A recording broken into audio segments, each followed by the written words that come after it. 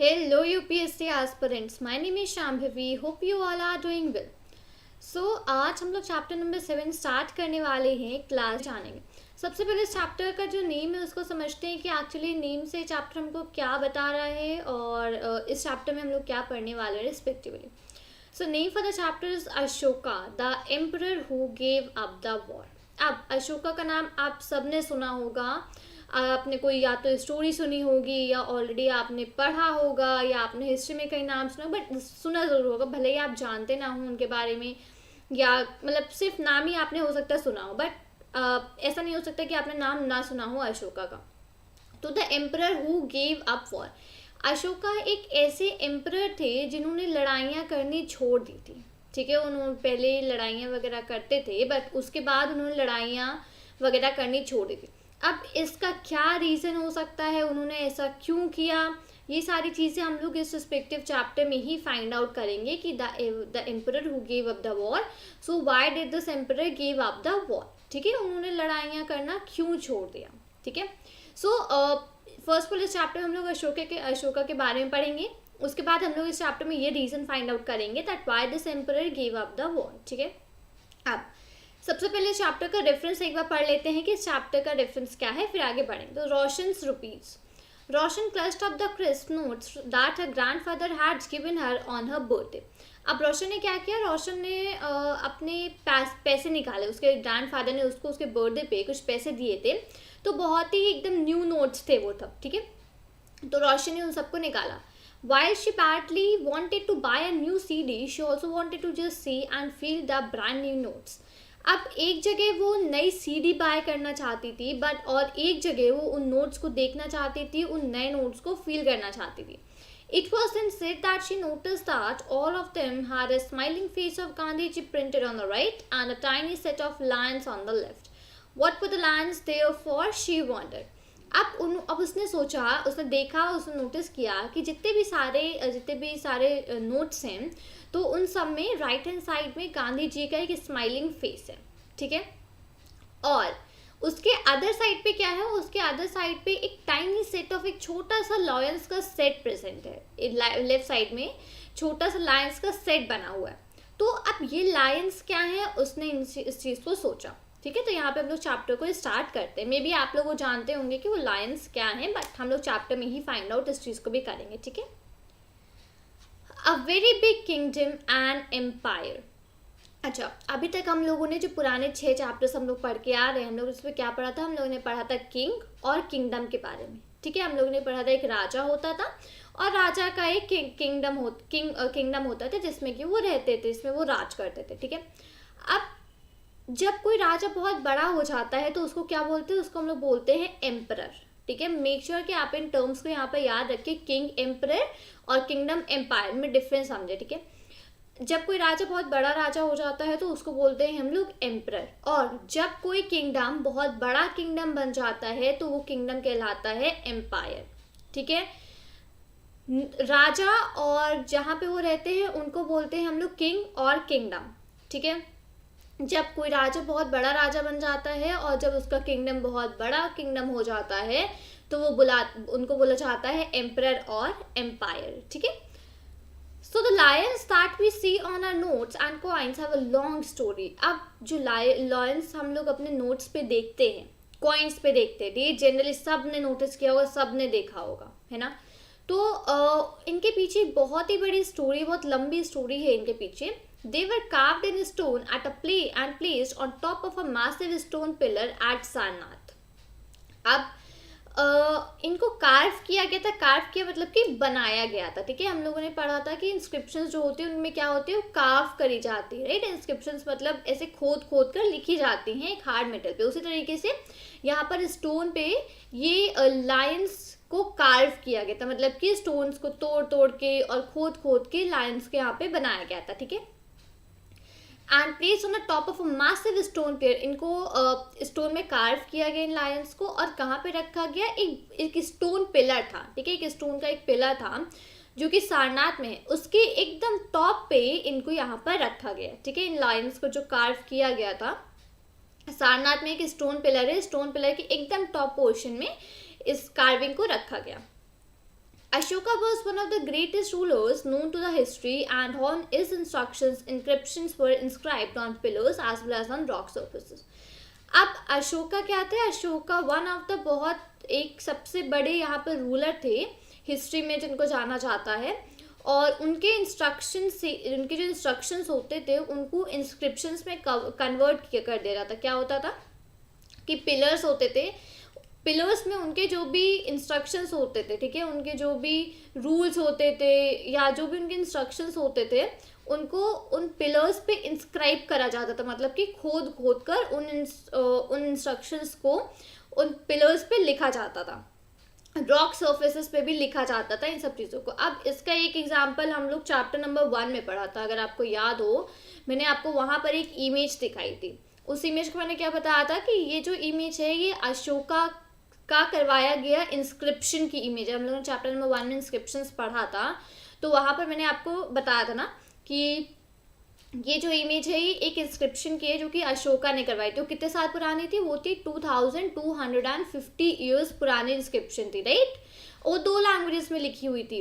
एक कुछ अरेबिका थी और दूसरी थी ग्रीक, राइट. सो अगर आपको याद हो, आपने सुना हो अगर ढंग से मेरी बातों को, तो वहाँ से देखिए, वहाँ से चैप्टर नंबर 1 से हम लोग यहाँ पर इसको रिलेट कर पा रहे हैं कि अशोका जो थे वो इंस्क्रिप्शंस को कैसे लिखवाते थे. वहाँ पे हम लोगों ने इमेज पे देखी थी, स्टोन में इंस्क्रिप्शंस वगैरह इंस्क्राइब थे, वो 2 लैंग्वेज में लिखे हुए थे, ठीक है.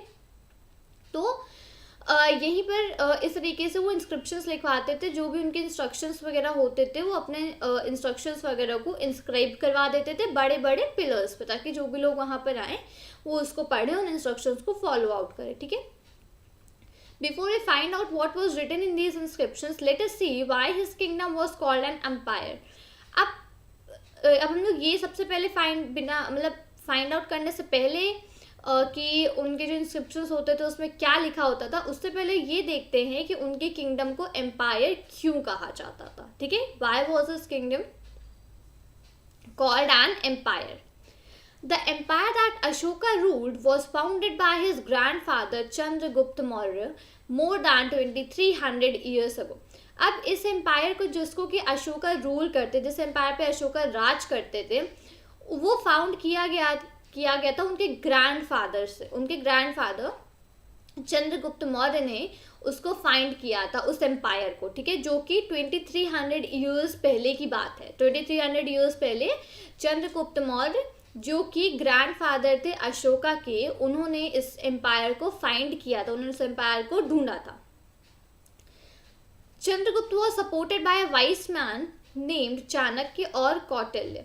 अब जो चंद्रगुप्त थे, मतलब कि अशोका के ग्रैंडफादर, अशोका के दादाजी जो चंद्रगुप्त मौर्य थे, अब उनको कौन सपोर्ट करता था? उनको एक वाइस मैन थे, वो सपोर्ट करते थे, जिनका नाम था चाणक्य या फिर कौटिल्य, ठीक है. Many of Chanakya's ideas were written down in a book called the अर्थशास्त्र. अब चाणक्य के जो भी बहुत सारे आइडियाज थे उनको एक किताब में लिखा गया और उस किताब का नाम था अर्थशास्त्र, ठीक है. मैं यहाँ पे एक काम करती हूँ, जो भी यहाँ पे इंपॉर्टेंट पॉइंट्स है मैं उनको सबसे पहले एक बार यहाँ पे हाईलाइट कर देती हूँ. चंद्रगुप्त मौर्य, ठीक है, he was the grandfather of Ashoka. अब चंद्रगुप्त मौर्य इनको कौन कौन सपोर्ट करता था? चाणक्य और कौटिल्य, ठीक है, 2 नेम्स, ठीक है, एक ही पर्सन है बट 2 नेम्स हैं उनके. और many of Chanakya's ideas were written down in the book. किस बुक में लिखे गए थे? अर्थशास्त्र, ठीक है, इसको यहाँ पे याद रखिएगा.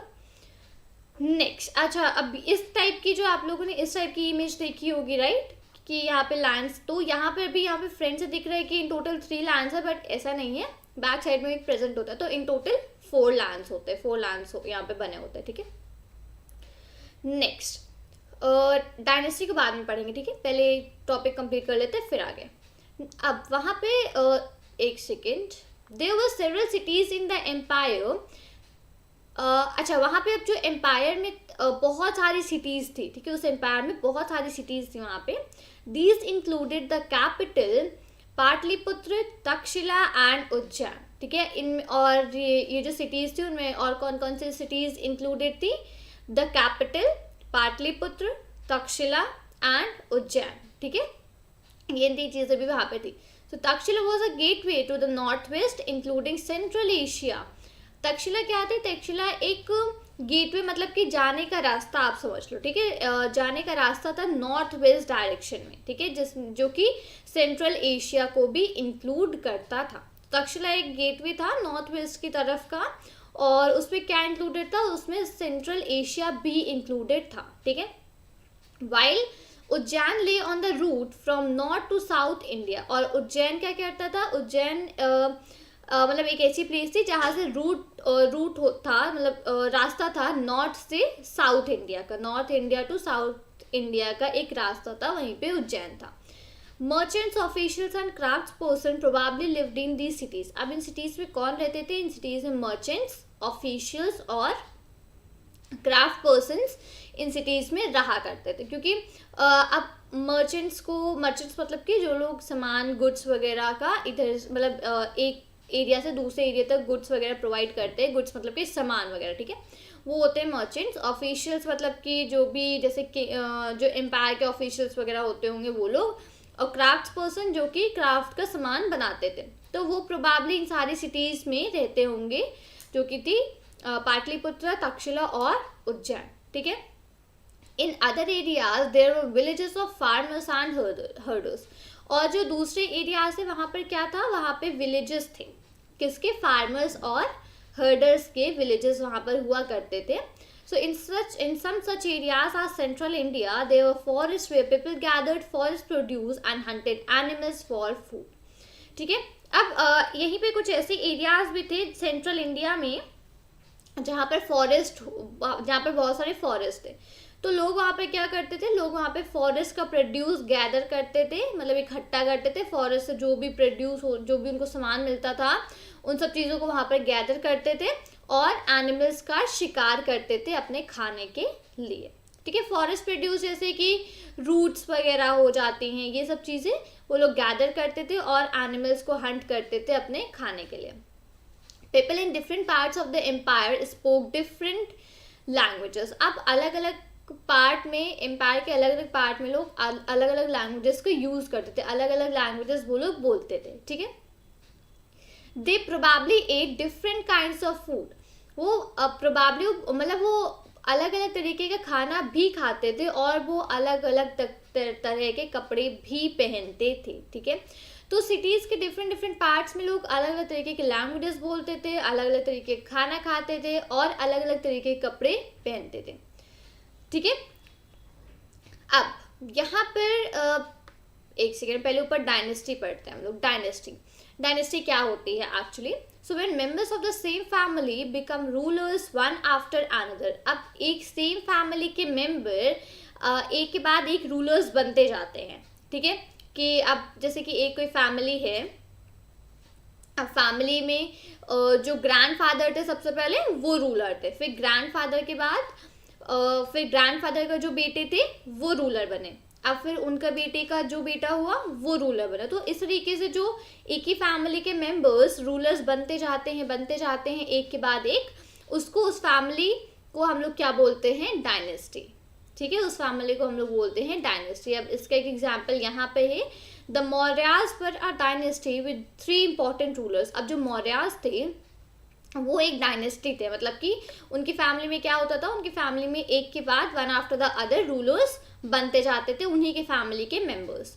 तो मौर्य एक डायनेस्टी थी जिसमें कि बहुत 3 मेन इंपॉर्टेंट रूलर्स हुए, Chandragupta Maurya, his son Bindusara and Bindusara son Ashoka. अभी हम लोगों ने पढ़ा था जस्ट कुछ मिनट पहले कि Chandragupta Maurya was the grandfather of Ashoka, पढ़ा था हम लोगों ने, राइट। तो वहीं से ये चीज़ रिलेटेड है, चंद्रगुप्त मौर्य जो कि अशोका के ग्रैंडफादर थे, बिंदुसारा जो कि चंद्रगुप्त के सन थे और अशोका के फादर थे, और अशोका जो कि बिंदुसारा के सन थे, ठीक है।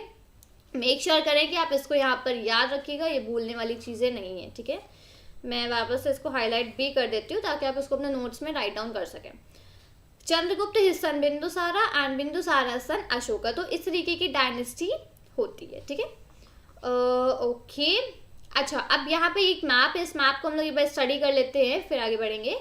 So the places where inscriptions of Ashoka have been found are marked with red dots. अच्छा, अब अशोका की जहाँ जहाँ पर इंस्क्रिप्शंस फाइंड आउट हुई हैं उनको इस मैप में रेड कलर के डॉट से मार्क कर दिया गया है, these were included within the empire.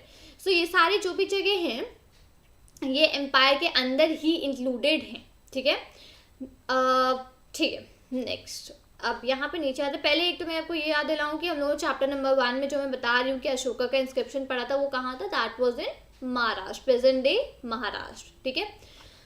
Next यहाँ पे जितने भी रेड कलर से डॉट्स दिख रही हैं तो ये सारे के सारे वो प्लेसेस हैं जहाँ पर अशोका के इंस्क्रिप्शंस मिले हैं, फाउंड आउट हुए हैं. ठीक है.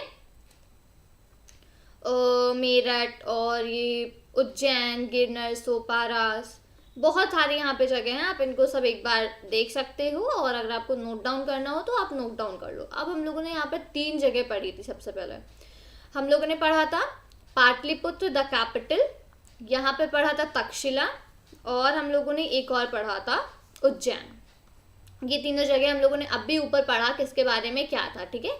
तो Pataliputra was the capital, Takshashila एक गेटवे था नॉर्थ वेस्ट की तरफ के लिए, तक्षशिला वॉज अ गेटवे. और उज्जैन क्या था, उज्जैन एक पार्ट था north India to south India का. ठीक है. नॉर्थ टू साउथ इंडिया का एक पार्ट था उज्जैन. ठीक है. तो इन तीनों चीज़ों को हम लोग ने अभी ऊपर पढ़ा, तो ये तीनों को मैंने हाईलाइट कर दिया यहाँ पे. यहाँ पे इंपॉर्टेंट सिटीज और इंस्क्रिप्शंस वर फाउंड. ठीक है. नेक्स्ट, अब how are empires different from kingdoms. अब यहाँ पे इस क्वेश्चन को हम लोग समझते हैं कि जो एम्पायर्स होते हैं वो किंगडम से कैसे डिफरेंट होते हैं, क्या डिफरेंस होता है एम्पायर्स और किंगडम्स में. तो emperors need more resources than kings because empires are larger than kingdoms and need to be protected by big armies. अब जैसे मैंने आपको बताया, जब जो किंग्स होते थे वो बहुत बड़े राजा बन जाते थे तो उनको क्या बोला जाता है, उनको बोला जाता था एम्परर्स. राइट.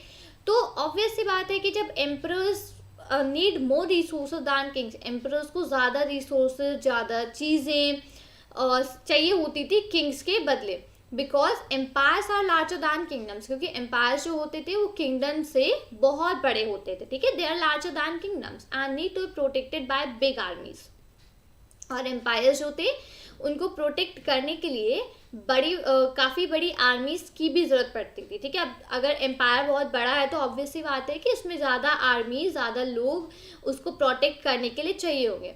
और एम्पायर बड़ा है, अगर वहाँ पे एम्परर है तो एम्परर को ऑब्वियस सी बात है फिर से कि रिसोर्सेज ज़्यादा चाहिए होंगे उस किंग्स के बजाय. ठीक है. So also they needed large number of officials who collected taxes. अब हम लोगों ने ऑलरेडी पढ़ा था कि टैक्सेस का सिस्टम चालू हो गया था. लोग टैक्सेस, जो किंग्स वगैरह थे वो लोगों से टैक्सेस वगैरह लेना उन्होंने स्टार्ट कर दिया था. राइट. तो अब टैक्सेस वगैरह कलेक्ट करने के लिए उन्हें ज़्यादा नंबर ऑफ ऑफिशियल्स भी चाहिए थे. ठीक है. उनको ज़्यादा ऑफिशियल्स भी चाहिए थे जो कि लोगों से टैक्सेस कलेक्ट कर सके. ठीक है. तो अब जब एम्पायर बहुत बड़ा होता है रेदर दैन द किंगडम, तो वहाँ पे ज़्यादा लोग होंगे ऑब्वियसली, और ज़्यादा लोग होंगे तो ऑफिशियल्स भी ज़्यादा चाहिए होंगे जो कि टैक्सेस को कलेक्ट कर पाए. ठीक है. Ruling the empire. As the empire was so large different parts were rule differently. अब जो एम्पायर था वो बहुत बड़ा था. मैंने आपको क्या बताया, जो रेड प्लेस जहाँ पे रेड हम लोगों ने डॉट्स देखे तो वो सारी की सारी प्लेसेस एम्पायर के अंदर ही लाई करती थी. Right. So as the empire was so large different parts were rule differently. जैसे कि एम्पायर बहुत ज़्यादा बड़ा था तो जो डिफरेंट पार्ट्स होते थे उनको अलग अलग मतलब लोग रूल करते थे. ठीक है. The area around Pataliputra was under the direct control of the emperor. अब जो पाटलिपुत्र के आसपास का एरिया था वो एम्परर के डायरेक्ट कंट्रोल में था. ठीक है. This meant that officials were appointed to collect taxes from farmers, herders, craftspersons and traders who lived in villages and towns in the area. इसका मतलब कि जो ऑफिशियल्स वगैरह थे उनको अपॉइंट किया जाता था टैक्सेस को कलेक्ट करने के लिए. किससे टैक्सेस कलेक्ट करते थे वो लोग? फार्मर्स से, हर्डर्स से. फार्मर्स मतलब किसान, हर्डर्स मतलब कि जो एनिमल्स वगैरह को चराते हैं या उनका ख्याल मतलब ध्यान वगैरह रखते हैं. क्राफ्ट्स पर्सन जो क्राफ्ट का सामान बनाते हैं. ट्रेडर्स जो कि सामान की ट्रेडिंग करते हैं. तो ये सारे लोग जो भी विलेजेस और टाउन्स में रहते थे तो इन सारे लोगों से टैक्सेस को कलेक्ट करने के लिए ऑफिशियल्स को अपॉइंट किया जाता था। Officials also punish those who disobey the rulers orders. अब ऑफिशियल्स उन लोगों को पनिश भी करते थे, उन लोगों को सजा भी देते थे जो लोग रूलर्स के ऑर्डर को नहीं मानते थे, जो कि रूलर्स के ऑर्डर को फॉलो नहीं करते थे, रूलर्स के ऑर्डर्स को नहीं मानते थे, तो उन लोग को ऑफिशियल्स पनिश भी करते थे। मेनी ऑफ दीज ऑफिशियल्स पर गिवन सैलरीज, इसमें से बहुत सारे जो ऑफिशियल्स थे उनको सैलरीज दी जाती थी। Messengers were to and fro and spies kept a watch on the officials. अब ऑफिशियल्स जो थे वो क्या करते, टैक्सेस को कलेक्ट करते थे, राइट। तो ऑफिशियल्स को भी फिर देखने के लिए कोई ना कोई होना चाहिए, तो उसके लिए एम्परर्स क्या करते थे, उसके लिए एम्परर्स या तो मैसेंजर्स लगा देते थे इधर उधर, या फिर स्पाइस, मतलब कि जो लोग पीछा करते हैं, जो लोग नज़र रखते हैं उन पे। तो ऑफिशियल्स पर नज़र रखने के लिए स्पाइस को लगाया गया था और मैसेंजर्स को लगाया गया था, जो कि उनके आसपास ही रहते थे परमानेंट, कि वो क्या कर रहे हैं, किससे टैक्स कलेक्ट कर रहे हैं और कितना के एम्परर को दे रहे हैं, उसमें से वो क्या कर रहे हैं, सारी चीज़ों का ध्यान रखने के लिए मैसेंजर्स को रखा गया था और स्पाइस, ठीक है, इन दोनों लोगों को वहाँ पर रखा गया था। End of course the emperor supervise them all with the help of members of the royal family and senior ministers. और उन सबको देखने के लिए एम्परर ही उन सबको सुपरवाइज करते थे। एम्परर उन सब चीज़ों को देखते थे, उन सब का ध्यान रखते थे कि कौन क्या कर रहा है, कोई इधर उधर कोई काम, मतलब जैसे कोई टैक्स लिया तो टैक्स ढंग से एम्पायर तक पहुंच रहा है कि नहीं, इन सारी चीज़ों को एम्परर खुद सुपरवाइज करते थे। किसकी हेल्प से, उनके रॉयल फैमिली के जो मेंबर्स थे उनकी मदद से, और जो सीनियर मिनिस्टर्स होते थे उन सब की मदद से एम्परर इन सब चीज़ों को सुपरवाइज करते रहते थे। There were areas or provinces.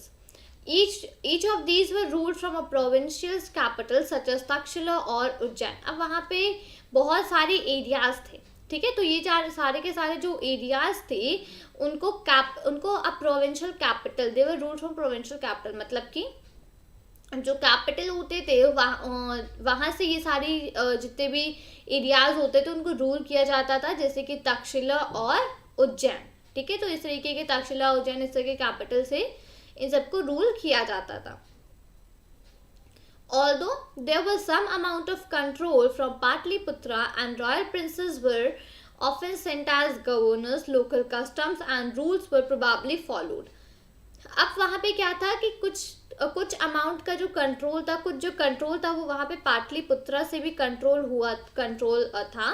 तो वहाँ पाटलिपुत्रा जो कैपिटल था वहाँ से भी कंट्रोल किया जाता था, और जो प्रिंस वगैरह होते थे, रॉयल राजा प्रिंस वगैरह जो होते थे उनको गवर्नर्स वगैरह सेंड करे जाते थे, गवर्नर्स वगैरह बना के सेंड किया जाता था, और जो भी रूल्स वगैरह होते थे उनको भी फॉलो करना था। तो रूल्स वर प्रोबेबली फॉलोड, ठीक है। Besides there were vast areas between these centres.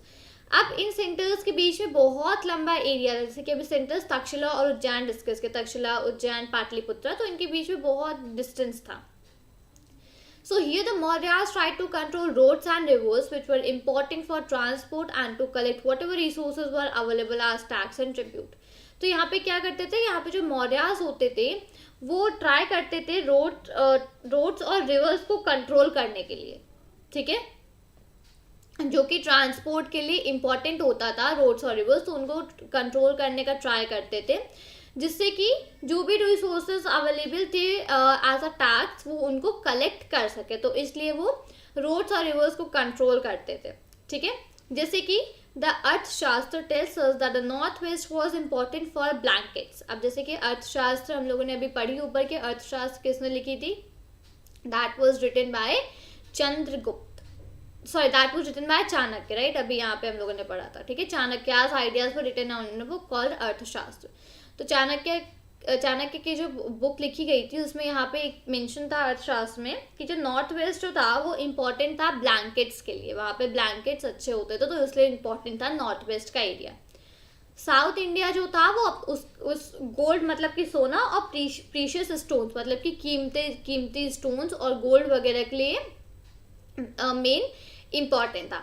Is it possible that these resources were collected as tribute. अब ऐसा भी हो सकता है कि ये सारे जो रिसोर्सेज थे वो एज अ ट्रिब्यूट कलेक्ट करते होंगे। अब ट्रिब्यूट क्या होता है?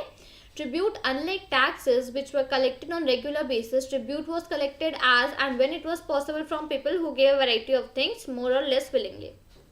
जैसे कि टैक्सेस होते थे जो कि कलेक्ट करे जाते थे रेगुलर बेसिस पे, ठीक है। Tribute was collected as and when it was possible from people. अब जो ट्रिब्यूट होता था वो भी ऐसे कलेक्ट होता था, और जब भी वो लोगों से पॉसिबल होता था, जो भी वैरायटी ऑफ थिंग्स देते थे, मोर और लेस विलिंगली। अब उनकी इच्छा हो देने की, चाहे देने की इच्छा ना हो, बट उनको जब भी पॉसिबल होता था तब उनको ये वैरायटी ऑफ थिंग्स देनी पड़ती थी, ठीक है। There were also the forested regions, वहाँ पे फॉरेस्टेड रीजन्स भी होते थे। People living in these areas were more or less independent but may have been expected to provide elephants, timber, honey and wax to modern officials. Forest के जो regions होते थे वहाँ पे जो लोग होते थे वो ज़्यादा या कम मतलब कुछ वहाँ पे इंडिपेंडेंट लोग थे, बट ऐसा था कि उनसे एक्सपेक्ट किया जाता था कि वो भी कुछ प्रोवाइड करें मॉडर्न ऑफिशियल्स को। तो वो क्या प्रोवाइड करते थे? वो प्रोवाइड करते थे एलिफेंट्स, टिम्बर, हनी और वैक्स। तो ये सारी चीज़ें वो लोग मॉडर्न ऑफिशियल्स को प्रोवाइड करते थे, and they have been expected to provide elephants, timber, honey and wax to modern official. जो लोग फॉरेस्टेड रीजन्स में रहते थे तो वहाँ के लोग ये सारी चीज़ें प्रोवाइड आउट करते थे मॉडर्न ऑफिशियल्स को, ठीक है। जो मॉडर्न ऑफिशियल्स होते थे उनको ये सारी चीज़ें वो लोग प्रोवाइड करते थे, राइट। सो ठीक है, तो यहाँ पे हम लोगों ने आज इस रिस्पेक्टिव चैप्टर में सबसे पहले a very big kingdom and empire पढ़ा, फिर डायनेस्टी क्या होती है, डायनेस्टी के बारे में हम लोगों ने समझा। Then how are empires different from kingdoms, empires और किंगडम्स में क्या डिफरेंस होता है। देन रूलिंग द एम्पायर, और फिर ट्रिब्यूट, ठीक है। आज हम लोगों ने इस चैप्टर में इतनी सारी चीज़ें यहाँ पे समझी, इन चीज़ों को यहाँ पे जाना। तो उम्मीद करती हूँ कि आपने मेरे साथ सारी चीज़ें डिटेल में पढ़ी होंगी, और जो भी रिक्वायरमेंट होगी आपने उसका नोट्स अच्छे से नोट डाउन कर लिए होंगे। अगर आपको वीडियो अच्छा लगा हो तो वीडियो को लाइक करें, वीडियो पे कमेंट करें और अपने फ्रेंड्स के साथ उसको शेयर करें। चैनल को सब्सक्राइब करना मत भूलिएगा। मिलती हूँ आपसे नए वीडियो के साथ। Till then thank you and take care. जय हिंद।